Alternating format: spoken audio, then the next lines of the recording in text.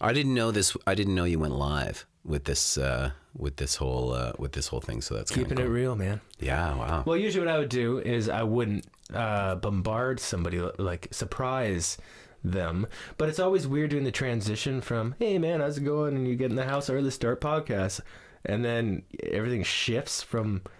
Oh yeah. So if I get this way, you just walked into it, and there's no like shift. No, and totally. You can skip in the whole like, hey, how's the totally drive over? That's a part of the thing. Yeah. How was the drive over?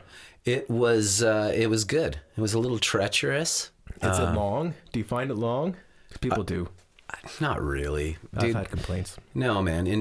I used to live in Vancouver, and we just, Right. So you come here and you start, everybody here gets all like whacked out crazy going to Fulford. And it's kind of like, come on now. That's like driving to the corner store in Vancouver, Yeah, there's no traffic lights. It's this peaceful ride. Oh, yeah. When it's heavy traffic, it means it's a... That's what I like. That's what I tractor. liked best about moving from Vancouver. Like from here, I was like, oh man, what am I gonna do here? But you can just, you can go out anytime, park anywhere. It's all good. When I do go to Vancouver, I always nearly have a heart I do that attack. too. I do that too. Vancouver. Yeah, V-A-N-G. Where's the G? There's no G. That's how you know if somebody's from Vancouver. Is that's how they say it. And outsiders say Vancouver. That's weird. Is it? I think it's a lazy thing. Of course, yeah, like Toronto rather than Toronto. Tirana. Yeah, Toronto. That's your neck of the woods, though. No, it was far. It was like a 6 hour. Wow, yeah, 6 hours of traffic and stuff to get there. So I never went. Oh, you were just outside of Toronto. Yeah, well, 6 hours away. I was closer to Montreal, so it was about like an hour and a half, maybe 2 hours from Small town? Montreal.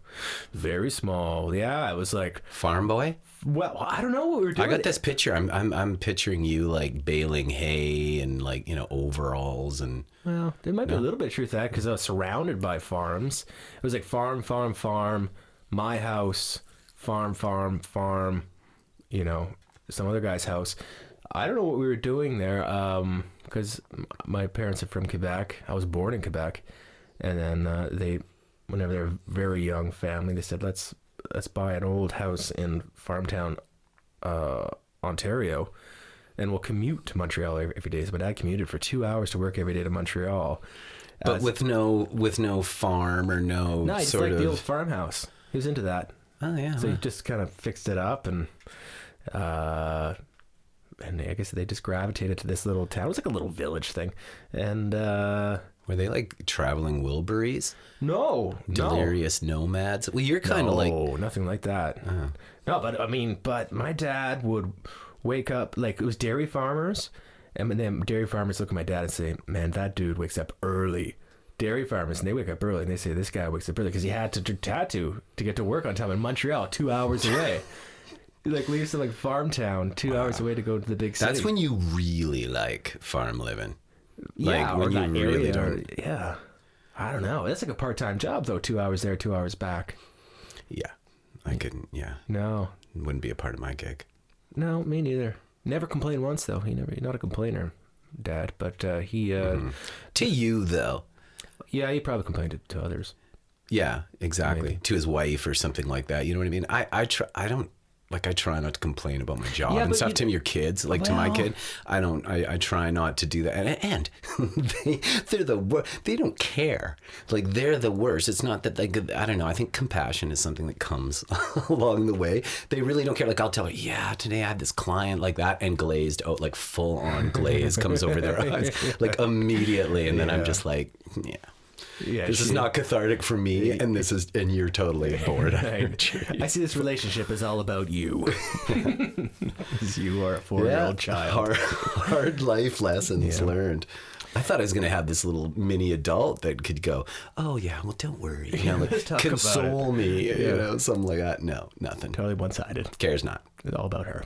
But back to men complaining and just being I think that's a generational thing. I think every generation we're getting more and more neurotic and maybe even less like manly.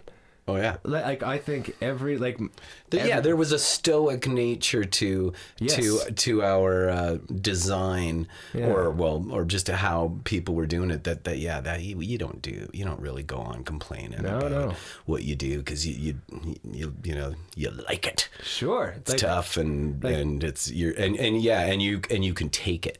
Like Clint Eastwood never was like, in his movies, like complaining like, I don't know, this hat, does this really work for me? He smoking, I really should quit. Never. Was he ever in a Woody Allen film? No. So had he been in a Woody Allen? Because I don't know about the suit. It's a different guy, but live in the same world. How is it possible? You probably cross paths at times. No, for sure. So, because you're no stranger. Hey, look, you're no stranger to this studio. No. That's why I thought I could do this with you. It's looking a little bit of different, yeah. Well, it's chaos, man, because it's always changing, what it is. And then next week I want to do something else. So it's a rat's nest of wires and cables, and it gives me a heart attack sometimes when I look around. But yeah, my OCD is off the charts looking at all those wires. I know. Don't look at them. It's crazy. I just have to decide what I'm doing. I just stick with it for a while. I like this podcast thing, though, that you're doing. It's kind of a fun little thing. Totally fun. I just got an email that I'm ranked 343 in this crazy, bizarre genre. So what they do is they just kind of daisy chain these genres together to give you a ranking. So it's like this crazy grouping of genres that nobody would possibly link up. So they linked me. It was like Canada was the first one. They were boiling it down pretty quick, and then personal journals, comedy, and there's two other ones that were pretty random. So all those things combined, I was 343. Oh, anyway, not bad. Oh, yeah, we're making. I'm not going to ask out of 346. Yeah, beat those two fuckers. Yeah, no, I had a buddy talking to me about Twitch. Are you familiar with Twitch at all? I am not. So Twitch is this thing where you go on live video, but it's video. It's basically what we're doing now, but it has a lot of people sitting on there playing video games, and you're watching them, or a guy it'll be live like we're doing now, and there'll be a little chat board where we'll ask you to play songs, or one guy makes oh fuck. Yeah. Let's let it play, man. Did somebody just request this? I think somebody just called in a request. Caller? That's my intro. I didn't realize that was going to happen. That's okay. Now we officially started. Wow. You know what? Scott's boring podcast just got a lot less boring as soon as that kicked in. That's my intro music. Anyways, the point was that this guy, makes something between $1,000 and $1,500 a day. Oh, and he sits there with his guitar, and he's got a bunch of charisma too. There's a reason that people follow him. But then again, it's another social network thing like that. And and then they just can you play this Alice in Chains song or whatever? And he'll all right. And he calls up Gordon. He just starts going for it, and it's pretty good too. So usually it's pretty entertaining. And somehow through that whole thing, he's gained enough followers, though, he'll just say stuff like, oh God, you want me to do, Man in the Box or something. Oh, that's going to be this much or something. And people just people pay for the strangest things. Blows my mind. Yeah. But it's a big world. Yeah. Yeah. It's interesting. So we'll be going live with Twitch. I never heard of Twitch. Yeah. Well, there you go. Now, how can you do that? Because you can't play somebody else's song for money. Yes. You don't, there's ways around it. But also, if you were to do something where you are reviewing songs, I think you can only play 10 to 15 seconds of a song. Okay. And you're allowed to do that. And then you can talk about it, but you can't play it all the way through or something. So, yes, there's guidelines. You can't just do whatever you want. But anyways, I thought that was kind of interesting. Yeah, there are loopholes. The Trump rallies are using Guns N' Roses songs. And Guns N' Roses are losing their minds. But they can't do it. There's this loopholes. They're oh yeah, man. Neil Young was pulling his hair out, and what's left of it. Oh God, yeah, no doubt. Yeah, it's a funny thing. I love it. I love the fact that you can that you don't have to have some guy in a suit, some network executive, some A&R guy, some, all these guys that punch the numbers and look at the charts and, deciding upon who gets a chance to be heard. You get this organic following, like say this guy, like nobody's pumping him. He's got no companies going in and putting commercials out for him. He's just a guy who's everybody is on the same play. If you're allowed to get out there, you could do it. You're doing this, number 343 on the list. You know what I mean? There is actually some people who are actually, interested in that type of thing. And I think it's neat. I think it's neat too. I think with stuff like this, it's dangerous whenever you are aspiring for followers and listeners, because if you, the world is strange. I find when you make an effort, when you try too hard, you end up repelling people. Does that make any sense? Totally. And like for a comedian, let's say, when it they're you see an open mic or something, a comedian, he's trying too hard and wants it too bad or something, and it repels people. Well, that's the other side of the coin. When you let everybody up at open mic night, there's going to be these people who also, just because anybody can get on there's going to be a lot of people who usually that guy in the suit with the charts, he's usually the Simon Cowell of the he's the guy who's telling you, probably not for you, so you also don't have somebody like, there's no quality control really. Anybody's up there, anybody can get up there as well, which I'm saying is good and it's cool and it's neat, but at the same time it's like, but I guess people, if you read any YouTube comments, for people are not afraid to tell you when you suck. Internet's kind of, and that there's good and bad to that. There's good. The internet's pretty good for letting you know. I went to the open mic last Thursday. Yeah, I heard about that. How come I wasn't, you didn't alert the media, obviously.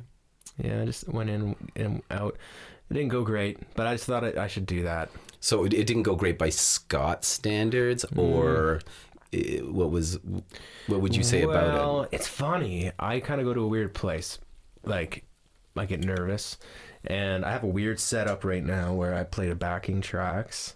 So I did that. And people who don't know, also, you have a pedal board with about 20 different pedals on it to sit there and tap dance around. Well, right now I have 3, but one's with everything 1, 2, 3, 4, 5. But one's for vocal, and it's weird. So the poor Vix was doing the sound. So it's super challenging because my backing tracks go through, and my vocals are on the same channel. You couldn't separate them, really. No. So I could kind of you can mess with the volume of each, but it's tricky. And then of course the guitar as well. So, and you don't want to fuck with it for an hour. It's an open mic. Just you got to hurry up and do your best in a couple minutes, and then away you go. So on my last song, I even lost my place. I've never done that. Like, I know the song's pretty good at this point, and I actually lost my place because I couldn't hear where I was. What about just a straight iPod to the PA, and then you play along to that through? That's basically what I'm doing. This goes into the. Yeah. That's basically what I'm doing. That goes into there. Yeah, I was going to say into the PA, so she's got a channel to mix one channel. Like, that's all you got to do. I think that's what I'm going to do next time. Yeah, for sure. But it's weird. I just thought it was a good, healthy thing to do. And it was, because it didn't go great, but I'm glad I did it. Because I'm learning how to handle nerves. I'm learning that take a few minutes and get the sound right. Mm-hmm. And I think I vibed out the place because it's an open mic, and people are strumming songs on the acoustic, and I'm standing up with my Flying V guitar and doing some pretty heavy stuff. Yeah. So I vibe them out, and I felt that. But what am I supposed to do? I'm here. It's the only place to go, and you got to do it. So I figured I might as well do that, and I think I'll do it once more. You got to come out of the basement sometimes. Yeah, that's how I feel about it too. Yeah, and you can't, because I aspire for. How many songs do you do? I plan on doing 3, and if I just did the 3, this would be a different conversation. It'd be like, yeah, it went okay. Yeah. But then it did go okay, so I'm like, well, fuck. I looked over at Vic. She's like, do more. I'm like, okay. So I did 2 more, and I shouldn't have, because then the line was a little too heavy. What did you do? What songs did you do? I did Julia, Fangs, Summer Love Song. And those 3 went fine. Hard to fuck those up. Yeah. And then after that was Violent Little Things, which actually was okay. Not great. But then Spaceship Limousine, which was, I think I'm going to fuck off with that one. Really? Well. Has it had its time? I don't know. I love that song, like the premise. I just kind of think it's kind of fun. Actually, I left this big open space for a lead-in to tell the story of it. And because of the backing tracks, how I'm doing it, I have to tell the story. If not, it's just dead air. Yeah. And like it wasn't working, but no choice. Like if I could just start playing, I would, but I have to wait for the click, click, click. So it's kind of stupid. And then it sucked. So I'm like, well, I gotta do one more. I can't leave on that note. So I did way too much. And then I did. So you basically did the whole set. Red is the last one I did. Okay. Yeah. Well, that's good though. Yeah, I lost my place on Red a little bit. So that happened. Well, that's good. They didn't pellet you with rocks and garbage and. No, they went out for cigarettes. Yeah. Like, you blasted them with metal open mic. Well, I like Vic's is nice. You put it nice and loud, because it has to be loud. It has to be kind of loud. This kind of music. If not, it falls flat. Oh, that's good. Well, I appreciate talking to you about this because you're good at this. You were in town. Like I feel like I could bring a tune to you, and you're gonna give it a chance. You're gonna hear it out, and you're pretty quick to hear where it's coming from. To hear what, even if I give you like a little piece, right? You're kind of guy be like, I give this little fuzzy riff and be like, okay, I can kind of see, and you know where I'm headed, and you're good that way. And I think that's because you have a lot of history, like music. You're not a guy who just strums his acoustic on the edge of his bed. You have a lot of history. Like you, for a living, were a musician and touring cover bands as a young man, and that's what you did. And I find that amazing. And you did different eras of music, right? Yeah, I'm sure you did the classic rock stuff up until what was current at that time. I guess was that the 90s into the 2000s? Yeah, I did a bunch of that stuff. That stuff I always found was a little more easy. A lot of the original bands that I played in, doing shows for them was really, really valuable. Like doing shows, because that's when you got shoved on, no sound check. Right. That's reality. 20 minutes, go. You know, and you know, and so then, you know, the more you sucked in them, or the more you tried to avoid the pitfalls that we're gonna. I mean, you always knew you were gonna come into some screwed up situation of something. You might not even get monitors. You might not even get this, that, and the other. So, you know, you don't complain. You don't complain about it. You just, this is what I got. This is what we're doing. Let's go for it. Yeah. Oh yeah. A few of those situations for me, I always ended up handling them like I would be.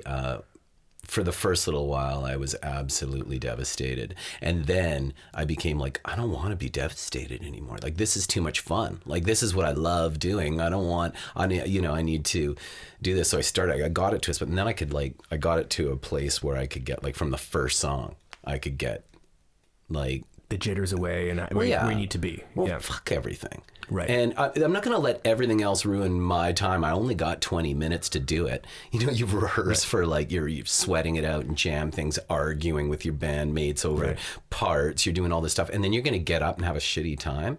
I was like, no way, man. You know, eventually I got that attitude. That was the same with going from playing to singing for me a lot. I went up to open mic a bunch of times by myself here on Salt Spring. Okay. And I wasn't a singer. I was just a bass player for all those years. And you were a bass player for, I mean, we say all those years. Like, how many years are we talking? Well, that was before I moved here. It was 17 years. Right. Like just being on the road and just traveling across Canada, playing at the start playing in shitty bars on crappy circuits, and then closer to the end of that period, you know, playing in really good rooms for decent money and being treated well and getting respected and doing, you know, decent opening slots and stuff like that. But I mean, yeah, I don't know. Anyways, where was I? I was 17 years playing it for bass, and then you come to Solid Spring, and then you say, I'm going to sing, and you go to open mic and give it a go. Yeah. I always wrote songs with the bands I was in, and I was becoming more and more of a songwriter, but I wasn't singing them, and I wasn't even really even writing for myself. So anyways, I started doing that, and just with some originals and some covers, and just playing at open mic, and being like, even though I had toured around Plymouth 17, I was like super, super scared and super nervous. And then that same thing kicked in with me. I was like, I don't want to suck anymore. Like, I don't want to have a bad experience. How do I have a good experience with that? And the only way was to just do it. Yeah. Over and over and over again until you're tired of, because I knew I could sing so much better than I was singing at my or like when I'm sitting in my house and so that nobody's around. I'm like, this isn't like so bad actually. This is this is all right. I could pass at doing this, but man, I tell you, it was weird, and it doesn't make sense to people on the outside. They're going, well, you go stage all the time. Mm-hmm. This should be no problem for you. Right. It should be really easy for you. And I'm just like, oh, you got no idea. And especially when you hear your voice coming back through the monitors, it's not a normal thing that you're used to hearing. And all of a sudden you're blasting through this, and you have this, and you don't know, or you can't rationalize that other people don't hear it the same way that you're hearing it. And you have to let all that stuff go. I really like your approach.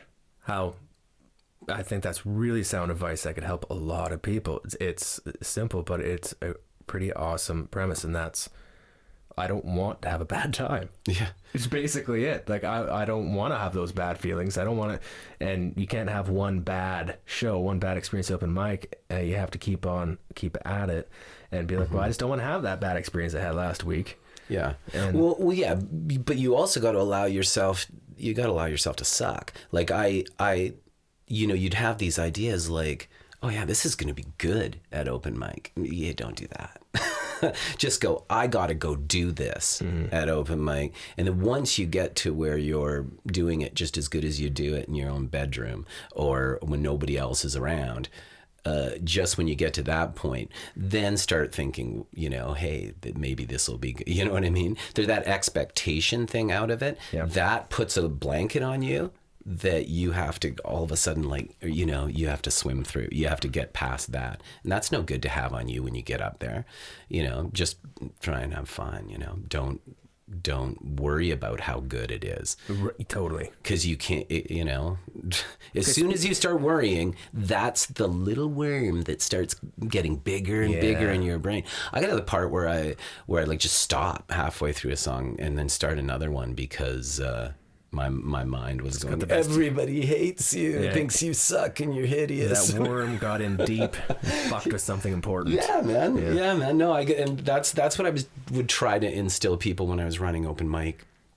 Moby's there for a while. Like the people would be all like, nervous. The other big one is nobody cares. That's big. That's what I use that one. I use that one a lot because it's true. Yeah, it's true, especially at open mic. And nobody is ever going to care as much as you do. Of course. Yeah. Like they're never going to care that much. Yep. And even if you go up there and you're wicked, they still don't care that much. They really don't. They don't really care that much. They'll say, hey, you sounded good up there.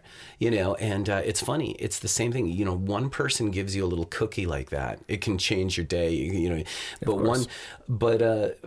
For us, you can have like 50 people tell you you're awesome. One guy tells you that, a tone on that side or something like that, and that's the only thing you've heard. Now, that's the only thing you'll focus on. That's the worm. Yeah. You gotta let that roll right off you. No, you were good at on the open mic. I know you don't do that anymore, but you did do that. You were fantastic because somebody gets up there and it's hard to realize sometimes that there's fireworks going on inside them, and this is huge for them. It's just like 7 people watching. It just kind of seems like a nothing thing, but inside them, walking on that stage as they're plugging in their guitar, there is huge fireworks of emotion happening inside them. Yeah. And you're pretty good at recognizing that and cooling them off a bit. So after the open mic, because it's funny, I'm doing open mics now and I'm nervous about it, but throughout my 20s, I was in really aggressive, basically metal bands. I don't know if it was metal, but it was pretty heavy. And, well, that's not true. I would get quite nervous. but it was different because you're with a whole bunch of your buddies, and the amps feedback like hell and are delaying back, and there's that white noise of the drums and the cymbals, and everything's kind of vibrating, and it's not so bad. Like, I have my guitar in my hand right now, so if you're in your car listening or something, prepare. It's might be loud, but it's just like one note, just just as that was going, and then your buddies has the bass cooking, and then like the and the and that's the outro. But once that gets going, your nerves just are gone. It is unreal to having a bunch crew of with you. Yeah. And like the amps, and going up with some backing tracks with like a thin sounding guitar is different. It's not the same. It's harder. Hats off to you to do. I mean, I'm just like, how does Scott, like, how, Well, do you want to do it with me next week? What, like a live thing? Or you go? You mean song we did together? Oh, Get Up. Well, because on the album Only Mostly Dead, the opening track, you have a pretty significant vocal part in. Okay. Oh, do it here on the show, or do it at open mic? We could do it both. Let's do it here on the show, see how it goes. And if it goes okay for the World Wide Web, we'll do that'd be fun. We'll do it for 6 people at the local pub. Yeah, definitely. Maybe we should do it the other way around. I don't know. But yeah, no, for sure. You'll probably need the lyrics, won't you? I don't know, man. I think I remember them. Really? Wow, good for you. It's been a while. Do you want me to give it to you to breeze over? Or you think you got it? Sure, let me see. Okay. We should knock everything over. There we go. Where's my spectacles? When you get older, Scott, you got to wear spectacles. I probably should. I haven't explored that possibility yet. It's the next thing, I think. You got to either wear spectacles. All right, let's see. Oh, yeah, right on. Oh, yeah, I remember these. It's catchy. It's a catchy little ditty. That was a fun process when you came over and recorded that. Yeah, you were really good. I was really happy about that. I didn't... It was a pretty fortuitous sort of thing. I mean, you don't know how that's going to... Like, you had this idea that I should sing this part. It was kind of like quite out of my range. Or so I thought. But you had recorded a song for me here. So I think maybe you were sort of had a little more idea of what I... it was inspired of what by, I could do. It was inspired by Royal Thunder, the girl that sings for Royal Thunder. My favorite band for years now. Royal Thunder? Yeah, her name's Milne. And she's kind of like if Janis Joplin and Metallica were combined. Really? She is so good. And so that part was kind of so, because I knew that part was going to be like a guest vocalist. I thought that's cool on an album. Just like midway, the song kind of marches along, and then a guest vocalist comes in, real balls to the wall type of. And that's what it was. Cool. That would have been actually really interesting to have a badass female singer on that for that particular part. However, I don't know. You've got a story behind it. Yeah, no, it doesn't work actually. The female, well, just quite a different tone. Like when I hear that song, like I almost like I know we're different singers, but I almost think like, geez, somebody. It's not completely obvious that it's a different singer right away to me. Yeah, it's like that could be Scott. I know. Yeah, that's true. Actually, I think a lot of people don't realize that section of the song is not me. But that's higher than I usually go. But I like another thing because like the story of the song, that's the other character in the story, kind of piping up. Right, and then I assume the other character's male. Yeah, they're 2 dudes that grew up together, kind of good guy bad guy trope, and. Right. And then as they get older, one becomes a cop, one stays as in the life of crime, and it's this cat and mouse thing. As they get older, the cop turns into a detective and is always trying to get this guy. Right. And they have a history, and then this fella ends up the criminal in hiding out in this like desert shack, and for years he seems to get away with it, living there his life in hiding. And then one day he sees a car come up the long laneway, and he just knows even before the car gets close who it is. And lo and behold, whenever he gets close, he sees it's him. So he's sitting there with his back to the window, and then the dusty window in the desert, and he can hear the boots of the guy coming up to the door, and he has a shotgun in his hand, and that's how it starts. Is that moment, so that lead up, and so that's a story. Yeah. That's interesting. A lot of your songs got a visual element and a story behind them. Much, and jamming all those songs with you, much of them I don't really know. I was jamming Fangs for like, I don't know, a good 6 months before I even knew that it had a slight, more than slight political sort of slant to it. And then some of the other ones. Political stuff, I hate when it's too on the nose. I don't like when in music, and if it's too on the nose for anything, but especially if it's political. Because if it's just like a good rocking song, if the chorus is "fuck Trump," it takes you. You don't always. If you're on a long, sunny, open road and you're having a great time, a road trip, you don't really want it to be taken out of that. No. It's not just that, but I just, in art in general, I don't like when things are too on the nose. I like when you have to look for it. Yeah. Just don't give me a literal, I hate when things are too political. Right? Yeah.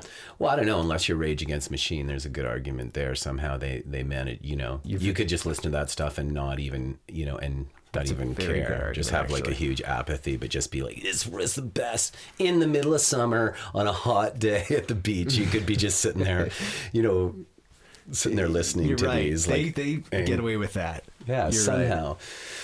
But they make the they make the argument. Some could say maybe U2 pulls it off sometimes. I don't know. I'm just not. I'm not a fan. I'm not a fan. Not necessarily not a fan of U2. No, they're a great example of that. It's not so much on the nose. I didn't know that Sunday Bloody Sunday was what it was for years. What? I didn't. Honestly, I bet I'm not alone there. I'm sure there's lots of people that didn't realize. How can you just go on with your life with all the starvation in the world? This is just a rockin' song, and I just enjoyed it. So you do this weekly. This is a weekly thing for you. I did it once. The podcast. Yeah. No, the podcast. Yeah. I do it when I feel like it. Okay. And this is the 8th one. And I'm really enjoying it. So I'm doing it pretty consistently, although in a few days we're flying away to Kauai. Mm-hmm. And I'll be there for almost 3 months. So we'll be in a tiny little space, Karina and I. And that's where you do a lot of your writing, right? We'll be writing there. And I have to stop fucking around. I have to finish this book. So that's the purpose. I mean, would this be considered fucking around right now? Yes. No question. This is escape. This is complete. Fair enough. All right. Avoiding responsibility. Yeah. Well, I'm building a fence right now. I don't know if I need a fence, but to me, like, that fence is avoiding things I have to do. Yeah. No, I hear that. I think you need a fence. Fences are healthy. Everybody needs a fence. Something that you do that you can visually see. Everybody needs a wall. Yeah. People say the world needs less walls. No, more walls. Walls are good. Yeah. I need walls. Well, yeah, I know somebody down south who totally behind you on that one. Yes. We won't get political. Oh, yeah, man. Sorry. I didn't do that. I don't want to keep it all night, but you want to talk tunes a little bit before we... Hey man, this is you're the Letterman, in this whole thing. Do you watch it? Norm Macdonald podcast and those guys are the best. You know how they get in, like, whoever comes on his show. Yeah. Like, these guys, I don't think anyone heard that. These guys, they're naturally funny. Spade and Jim Carrey, all these guys he gets on, they're funny. And Norm's even funnier than almost all of them. I don't know if you know this, but Norm Macdonald is my favorite comedian of all time. Oh, is he? I've seen. And he said, "Have you seen the Norm whatever?" I've seen them all, every single YouTube video, and I've watched them when I'm just feeling down or whatever, I'll just watch Norm Macdonald. He's a genius. It's just his way. He's funny. It's just who you are. Those guys that are the masters, that are the greats, it's just kind of who they are. You like them. But a lot of people their hate jokes these are people funny. that you mentioned. I love everybody you mentioned. A lot of people hate them. And I think this is interesting. I saw... A lot of people hate Jim Carrey. David Spade. Spade's hilarious. Yeah. Not everybody loves Spade. Spade. Because he is arrogant and he's kind of mean, or that's the way that people come on. I think he's fantastic. What I think it is. Lorne Michaels was in an interview, and somebody said something to the same effect that we were saying. They loved a certain... I think we were talking about these guys. And Lorne Michael jumped in and he said, well, no, you like whoever was on SNL when you were in high school. Right, yeah. And I think that's true. Like whoever's on SNL right now, I'm like, yeah, some of them are funny, but whatever. None of them are close to Farley. They can't even not even the same ballpark. No way. But maybe like some young person who really likes, I don't even know their names now. But comedy's time specific. For I think so. Yeah, I'm for sure. Did you see Adam Sandler's latest special on Netflix? I did. I thought it was touching. I thought it was good. I thought it was really good. But that thing, the tribute to Chris Farley was really touching. That was really good. Yeah. And and it's cool because he got to do that. You knew it meant a lot to him, and he got to do that, and you didn't for one second think that it was just a really good tribute. For sure. I mean, obviously they were close, and it was and it wasn't put on. If I had to like say anything about that, is how it was cut. How I think there was 3 different performances, and they kept cutting to the different 3. Yeah. I don't know. Maybe just one, like how we're doing here. Like we fucked up a few times. The intro came in accidentally. I'm gonna leave all that shit in. Yeah. I know what you're saying. Because there's something about, I don't know. Oh yeah, there's something about pulling it off, and or the warts and all. Or not pulling it off. Yeah, and be like, this time we didn't. I don't know. It's hard to say because I watched that thing and I can see, and I'm like, okay, well, would it have been funnier? Maybe, would it have been funnier if they would have showed his screw ups or whatever, or did we just get the best of what he's got to offer? It's definitely the best, but I don't think a guy like that, he doesn't screw up, and if he screws up, it's okay. Yeah. I liked how musical it was. I will say that. He's talented. Yeah. I like how he'll go in and go, I'm going to do a funny new wave song, and then he goes full new wave, he goes full on Depeche Mode or something, and then he's going to do a total rock song, and then he's doing like, I'm doing a goofy little ballad, and yeah. Oh no, yeah, he's super talented. Depeche Mode is a band that I got into late in life. Yeah. They're fucking awesome, because for me, always, if it wasn't like electric guitar, bass, me too. Like the traditional rock group, as soon as there's like a synthesizer in there, I'm like, fuck you. Yeah. Don't like it. I had this code I lived by. Yeah, me too. But later in life, I'm like, no, it's good. I missed out on a lot. I missed out on a lot. The Cure. Well, I mean, at that time, and I think you're similar age to me. Yeah. That time, you were in either one camp or you were in another camp, and usually it reflected what you were going through or what you related to at the time. Who you ran with. And yeah, definitely who you ran with, because those are your buddies. You had them in common, and like the Cure sort of didn't fit into my Van Halen or my whatever it was at the time, my Sabbath or my thing, like what, I think my friends would probably just be like, and I sort of felt that way too, I mean, what do these guys want, what are they whining and crying about, Yeah, right. Well, like for the Cure, for sure. Yeah. And so yeah, I missed out on a lot and caught up. Me too. I missed out on a lot. Caught up later. I was ignorant. I didn't realize how ignorant I was, but I was musically. A lot of stuff I liked, but I wouldn't tell anyone because I was super ignorant. I liked like 5 bands, like White Zombie, Slayer. I could just Pantera. It was a pretty short list, and later on like Deftones for sure. But it doesn't matter. But like Green Day, I always said I fucking hate Green Day. Yeah. But secretly, I liked them. because they were commercial. They were popular. Like the jocks liked them. Yeah. So I'm like, well, I can't like that.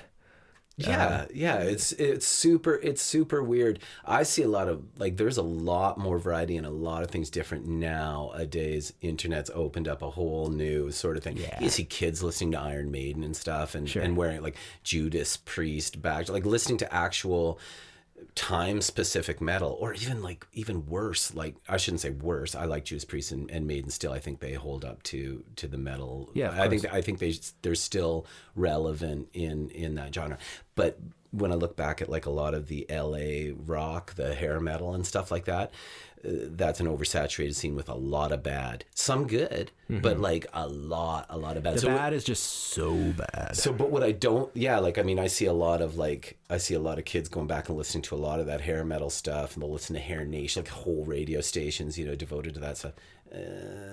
But that baffles me that they could get into some of that stuff, because I mean, a lot of it's really bad. I mean, there's the top, 5 or 6 that made decent music regardless of the amount of hairspray they had. Yeah, but those 5 or 6, they were doing it for different reasons, and that's just kind of they wrapped it up in a certain way. But they were doing the songs they were playing and how they played it came from the center of them, and there was some honesty there. And then there was a whole bus loads of people that were just kind of putting on costumes and getting deals left and right. Yeah, right. Because at that time, that kind of thing was happening. Suits and exactly. And that stuff didn't stand the test of time. And then Nirvana was so gracious to come along and just drive a stake right through the heart of all of that stuff. That was much needed break. Oh, I was just talking to a psychologist. I wasn't in a session. I was just having a beer with some friends, and one of them happened to be in psychology. It's okay, man. But of course it would be okay, but I wasn't kidding. You okay, bro? I'm good. I'm on vacation. No, I'm not. But it was interesting what he was saying, because I love, because he wasn't first year psych. I hate if I'm hanging with someone and says, I'm a first year psychology student, I'll just get up and fucking leave. That, or like first year film students. Oh my God, are probably the worst human beings to be spending any time with. Oh my God. But anyway, that is not the point. This guy was an older guy, and he was just interesting. We're talking about grunge music, and he told me a theory I'd never heard before, but I think it might be true, or there's some truth to it. And he said that it was the result of the AIDS epidemic, which is crazy, right? Big scary word, and it just kind of no. It's like so what? Well, I don't have to explain it because you kind of get it, don't you? No, I get it, but I think it was a symptom. I think that the change was the changing of the guard was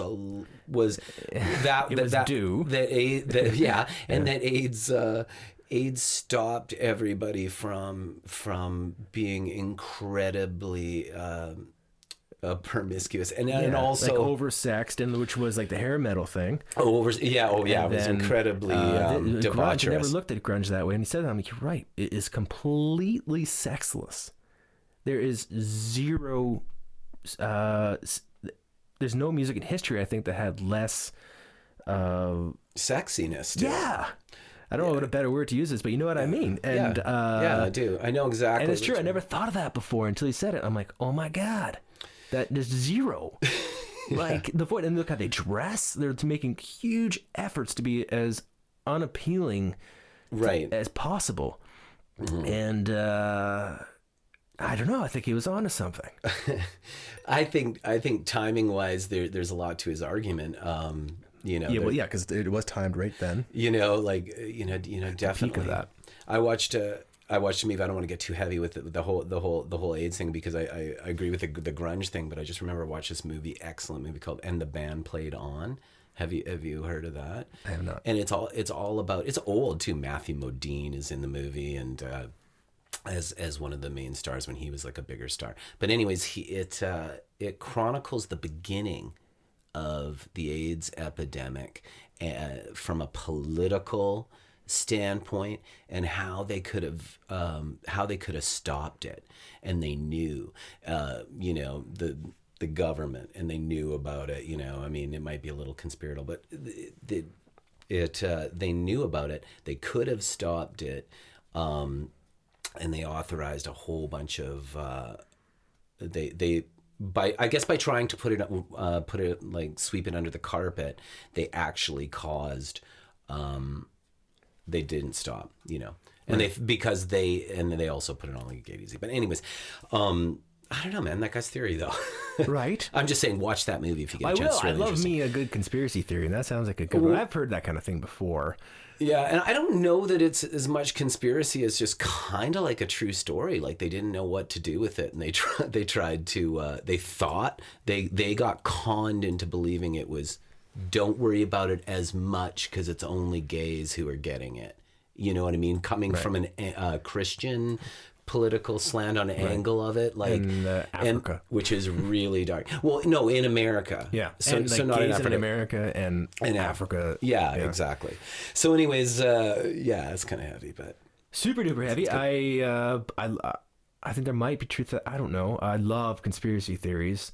That one is a dark one, but they usually are. Do you have any of the big conspiracy theories that you actually believe in? I think here's funny. Are you in the 9/11 thing? Are you saying? Well, geez, I don't know. A lot of these conspiracy theories at a time, I believed them, maybe privately, and then as time goes by, I don't believe them anymore. Really? Yeah. They have an expiry date or something? I think what happens is they're exciting, and I buy into it. They're more exciting than the truth. That's the appeal of conspiracy theories. They're fun. I love talking about them. Like when I was on night shift, there's a guy who was a little too into them, and everybody say, "Oh, avoid that guy." He's really. That's all. I like that it's the night shift too. Well, I had a lot that weird guy at the night shift. Well, I've had a lot of that, and I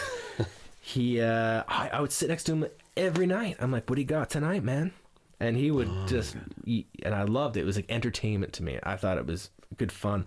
Yeah. But there's a time where, like, you name them, all the classic ones, but I privately believed them.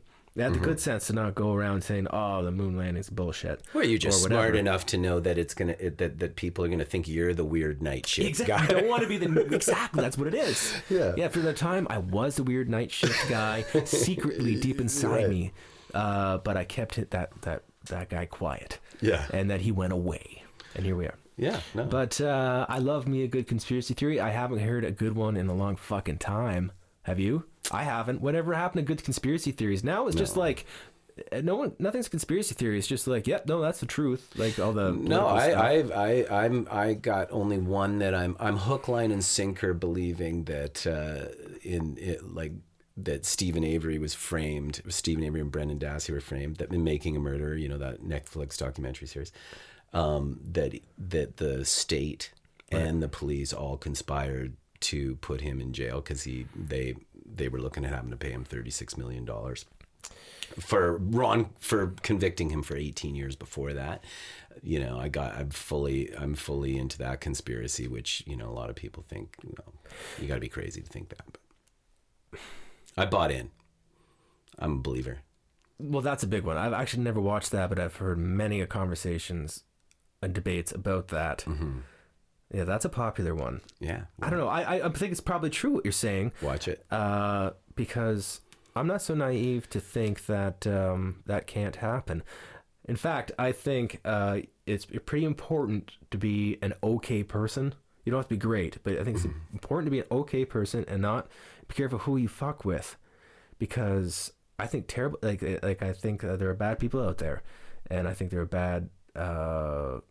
There's some bad people in government, obviously, not everybody. Too. I'm not one of those people that think I'm not an anarchist or something, but I'm not so naive to think that there aren't some bad apples there that could really fuck with your life. Mm-hmm. So just don't be a dick, Yeah, don't be a dick. Well, yeah, just definitely don't be a dick. The officials are elected, And that's when somebody's holding your liberty in hands and they're an elected, like judges are elected. The jury system it can be a little bit weird too down in the States, but but for the most part, judges, a lot of the judges are elected. So there's right there, you should be appointed. I think there's a huge difference if you think about it. You get appointed by a bunch of people, that's one thing. But when you're there's a lot of, I think when there's power and there's a lot of people greasing each other's palms and stuff like that, then the right thing to do can easily become what's the right thing to do for me or for us, you know what I'm saying? Sure.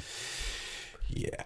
But I'm not a huge conspiracy theory. I honestly don't think the government's a boogeyman. I don't think they put in vaccination things out there to kill you. No, me neither. And I think that's a wacky one. I mean, are the vaccinations for everybody? We're incredibly interestingly made up human beings. Maybe there's adverse effects to a small amount of people, but I don't think that, it's far. I don't know how I could just live my day if I thought the government was injecting people with something that was doing them harm, that were flying planes into buildings just to cause some kind of social effect. That I can't believe that stuff, and I don't. Because I really don't think you got to go that far to con people into going to war. No, you don't. That's so stupid. I think you can come up with a few easier sort of situations too. Much easier. Now, whether just fuck with somebody's bank account. Yeah, that's a great start. yeah, that gets them going. Yeah, no doubt. But we're going dark place. But it's well, it's where it goes. It is, but I mean, you know why it is because we're went from like talking about rock and roll and metal and what crowds you run with, and we're talking and we represent a certain crowd. It's kind of we're older guys now, but at one point we were younger, maybe not punk rock, but in that side of things, and non-conformist, never anarchist, but kind of from that place. And what we're saying is, you get older and you realize that we like our art to be provocative, to be sometimes a non-conforming. We don't want it to be safe. That's a place to push boundaries, but I don't think that translates into day-to-day life. I don't. No. I don't like. And as you become an adult, you distinguish the two, and I find it annoying when you're talking to somebody and they don't seem to be able to separate the two. Yeah. And I don't like it whenever they're on one side of the fence or the other too much. Like I don't like when their art is dissident and wild and dark and crazy great, but they talk to them and they are a little bit too. Mm-hmm. Yeah. And I'm like, well, I don't want to spend any time with you. And then you get somebody on the other side that like they're just painting pictures of, rainbows and unicorns. And all the the primary colors, and they're just smiling all the time, and they just want to talk about, who cares? And I don't want to spend any time with them either. So you don't want it to be completely frivolous and just.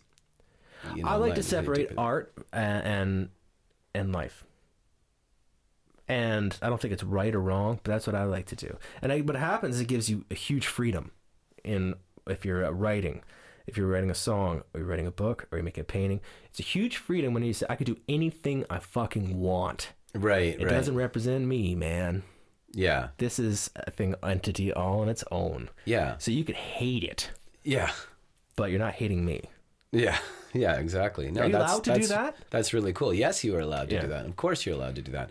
I mean, that's what every artist, I was watching Marilyn Manson documentary, Great example of someone doesn't separate. And he just so much heat he takes. And he's saying, well, why do I gotta, why do artists gotta be responsible, for that type of thing? I just created it. It's there. It's done. It's out there, and it's, it's like, he's been held very accountable. Yes, but he's a funny one where it says, like, there's he on YouTube, like, all the times that Marilyn Manson surprised his interviewer with how intellectual he was. And then you watch it, and he just says something like really basic. Mm-hmm. And not intellectual really at all. Yeah. And actually, he kind of has the tone of a teenage girl in his approach. Yeah, no, totally. Meanwhile, he's a 50-something-year-old man. But the only reason people are like, wow, he could string a sentence together is because he looks the way he looks and presents himself. So he has the bar is so low. Yeah. Well, a lot of his talks, though, I mean, a lot of his interviews regarding Christianity were super on point and pretty radical. Not to think that, but to say to explain it in the way, to laugh in the face of it in Middle America. That's true. You know, so Middle America, it's a different thing. For us up here, I'm like, yeah, for us here, it's all normal. It's like we all, you know. But you're right, down there it holds a lot more weight. Like up here, when people says, "Oh, well, it did." It's just like anything now. He's not scary. He's not, you know, but when he first came out, he was darker or scarier than anything that was, you know, that you were shock seeing. rocker, that's a hell of a thing. What Today, do you do how now? do you be a shock rocker? I don't know. It doesn't, you can't. It's like, he was like the last one. I don't know. There was, Alice Cooper the first one was, God, what was his name? He had the bone through his nose. That super cool black dude who plays piano. Oh, that's good. Yeah, talking like Howlin'. I'm going to put a spell on you. Like Howlin' Wolf? Yeah, he was the first one, in my opinion. Wow. Put a spell on you. Yeah, it's pretty hardcore. He was great. Yeah, I love Would you say he's the first? He's a dickhead. We need to Google that, find out who the first shock rocker. I think it would be Howlin' Wolf. Yeah. Yeah. Putting a bone through his nose, but he was not a good man. But he was a bad man. He wasn't a good person. Oh. Yeah, he was a dickhead. But musically and his stage thing, awesome. Oh yeah, right? yeah. Like really great. The two don't always necessarily exist together, do they? Yeah. Alice Cooper, most famous. Marilyn Manson. I think Rob Zombie a bit. Do you separate art from life? You were talking about this. Do you? So are you a guy who still likes the artist? Or still likes the actor, you know, acting kind of thing? If they've done something, if it's come out that they've done something crazy bad, you know, or they've raped somebody or they've done some horrible thing. Are you able to separate that and still enjoy the artist? No, there's a line. You said rape, so yeah, no. If I can't listen to Bill Cosby, right? Yeah, Cosby's out. Cosby's out. See ya, Cosby. Yeah. Yeah. No, I get that. And that's not the line's pretty far. He crossed the line by you know. It's hard, man. Far. But it's hard. Like you got a guy like say Louis C.K. for instance. I'll be like, I'll answer the question better. Yeah. Rather than if the artist does something horrendous, like that. No, I have a hard time looking past that. But if the art is horrendous to the point where people are protesting, the art is so horrible. Think of the most horrible thing. If you're listening, whatever, the art, wherever your mind goes, that most disgusting thing, whatever that is for you. Mm-hmm. If that's what the art is, if that's what the painting is, that should be allowed. Everybody can hate it. You protest it, and I will not. I think I'll have a beer with that guy. Right. If that guy does something horrendous, whatever that horrendous thing is in your head, whatever that is, he did that. I'm sorry. That guy is. I gotta dismiss him. I'm not. Yeah, but you're limiting the art. What if somebody's art form is what if somebody's art is killing? Then he's a serial killer, and I hope that he ends up in prison. Right. No, but so is that just not art then? Like, would that not be art? Because that could be the most horrible thing that you can imagine. Whoa, we're going dark. So are we basically saying can a serial killer be considered an artist with what he's like with? Well, why wouldn't it be? Why wouldn't he? Put it this way: then you're defining art. So he's maybe you know what I'm saying. I'm saying right. art. You know. Well, I would hope... put it this way: in another world, like in the dark web or something like that, right? There's probably a lot of people who think that type of thing is art, as well as being one of the most horrific, awful things that can ever be done in this world to another human. There is somebody out there who probably appreciates that, and they're horrible. And we have laws and we have things that we do for those people, but. You know, you get into a really weird area when you're defining art, because some people, the same reason that you say something which your most horrible nightmare is like that's art, and you'd sit and have a beer with that guy. But what if that's you though? That's your thing. But what if somebody else's, thing is is like that. Then you get to judge it. Well, you have to respect other people. Like to me, like like the Andy Kaufman thing. Right. I mean, that's not quite as dark. No, I respect the lengths he went to. I didn't think he's funny. Yeah, no, you see, like just provoking or brilliant, people, or brilliant. I'm not into that kind of thing. You got to have some humor when you're provoking somebody, and something like some. There has to be a relief at the end. If you're just provoking someone and leaving, you're just a dickhead. You're provoking someone at the end. They say, "Oh, I get it now." Ha ha ha. That's kind of cool. It's like a magic trick, but like you took someone's watch, but you never showed it again. That you stole their watch. Like, yeah, I don't know. There's something to be said about the amount of commitment of a guy like Andy Kaufman, even Jim Carrey, for the amount of commitment that he did playing. I like Andy Jim Carrey Kaufman. a lot. Me too. I think that was crazy. I think he annoyed the hell out of everybody, and they wish he'd just go away after a while.